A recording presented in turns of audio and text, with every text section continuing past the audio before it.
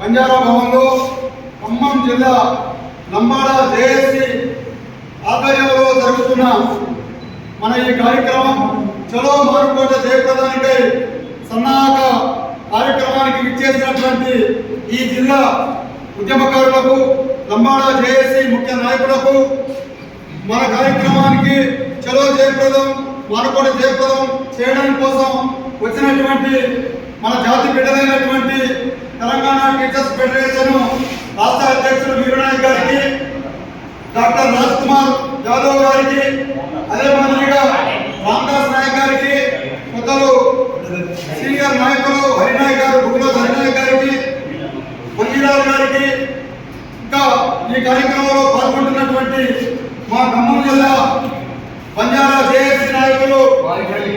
విక్షపతి రాఘవ్ గారికి, రామ్మూర్తి నాయక్ గారికి, మంజీరావు నాయక్ గారికి, శోభన్ నాయక్ గారికి, రవిరాజు గారికి, చందర్ గారికి, హరినాయక్ జేఏసీ గారికి, సీనియర్ నాయకులు బస్తీ గారికి, అట్లనే రాజ్ కుమార్ గారికి, మంజీరావు గారికి, పేరు పేరున వచ్చినటువంటి పెద్దలందరికీ, ఎలక్ట్రికల్ డిపార్ట్మెంట్ అన్న రామదాస్ గారికి, మిత్రులారా అందరికీ పేరు పేరున ఖమ్మం జిల్లా కమిటీ వైపు నుంచి ఉద్యమాన్ని వందనాలు తెలియజేస్తాము. ఈనాడు ఈ కార్యక్రమం మనం ఏర్పాటు చేసుకోవడానికి లేదు, ఈ రాష్ట్రంలో తెలంగాణ రాష్ట్ర వ్యాప్తంగా లంబాడీల లడాయి సృష్టించబడి గత 2 నెలలుగా ఇలా జాతి బిడ్డల మొత్తం సతమతమవుతూ ఆందోళన కార్యక్రమాలు చేయడానికి కారణం పాలకులు, పాలక వర్గాలు సృష్టిస్తున్నటువంటి వైషమ్యం. 2 తెగల మధ్య వైషమ్యాన్ని సృష్టించి గత పాలకులు కూడా మనల్ని మనుషులు చావుల వరకు పోయినటువంటి సంఘటన, మంచినీరు తాగేటటువంటి మంచినీటి ట్యాంకర్లలో విషపు మందుల్ని కలిపినటువంటి సందర్భం, ఇలా భూముల నుంచి మనం నిలబట్టి భూముల్ని స్వాధీనం చేసుకునేటటువంటి పద్ధతులు, మనుషులు వాస్తవికంగా వాహనాలతో బుద్ధి చంపించేటటువంటి పరిస్థితులు ఉమ్మడి ఆదిలాబాద్ జిల్లాలో నెలకొంది.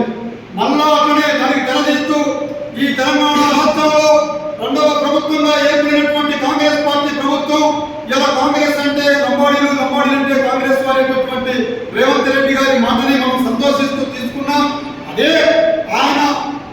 మంత్రివర్గంలో, ఆయన కేబినెట్ లో, ఆయన శాసనసభ సభ్యత్వం కలిగినటువంటి వాళ్ళే మళ్ళా కోర్టుల దగ్గర పోయి వాళ్ళు కేసులేసి లంబాడీలు అడదారిలో వచ్చినారు, గుడిదారిలో వచ్చినారు, లంబాడీలు తీసేయాలా అనేటటువంటి పరుష పదజాలతోనే మన సాటి మిత్రులైనటువంటి మన అన్నదమ్ములు లాంటి తెగలకు సంబంధించిన వాళ్ళే మన మీద కత్తులు నూరేటటువంటి పరిస్థితులు వచ్చినప్పుడు ఈ రాష్ట్రంలో లా అండ్ ఆర్డర్ సరిచేయడానికి, ఈ రాష్ట్రంలో 2 తెగల మధ్యన ఉన్న వైషమ్యాన్ని మాపడానికి పాలకులు తీసుకుంటున్నటువంటి నిర్ణయం ఇప్పుడు దానికి శూన్యం, ఏమీ లేదు. గత పాలకులు అంతే చేసినారు, ఇప్పుడు ఉండేటటువంటి ఈ పాలకులే చేస్తున్నారు. 2 తెగల మధ్యన వైషమ్యాన్ని సృష్టించి, అలజడిని సృష్టించి, అన్నదమ్ముల్లో ఉండేటటువంటి ఆదివాసీ 33 తెగల బిడ్డలు తన్నుకొని చచ్చేటటువంటి సందర్భాన్ని వీళ్ళు పాలకులుగా చూస్తున్నారు తప్ప పాలకులుగా చర్యలు తీసుకునేటటువంటి పరిస్థితి కనబడటం లేదు. కాబట్టి మనల్ని మనం ప్రొటెక్ట్ చేసుకునే దానికోసం, మనల్ని మనం రక్షించుకునే దానికోసం, మన ఆత్మగౌరవాన్ని మనం నిలబెట్టుకునే దానికోసం మనం మన అస్తిత్వ పోరాటాన్ని చేస్తూ ఇవాళ ఈ రాష్ట్రంలో ఉండబడినటువంటి అనేక నగరాల్లో, జిల్లాల్లో, నియోజకవర్గాల్లో మనకు సంబంధించినటువంటి మన ర్యాలీలను మన శాంతియుతంగా చేస్తూ పోతూ ఉన్నాం. పాలకులు చూస్తా ఉన్నారు, ఇంటెలిజెన్స్ రిపోర్ట్లు పోతా ఉన్నాయి, ఏం జరుగుతా ఉన్నదని చూస్తా ఉన్నారు. ఇలా కేంద్ర రాష్ట్ర ప్రభుత్వాలకు సుప్రీంకోర్టు ఒక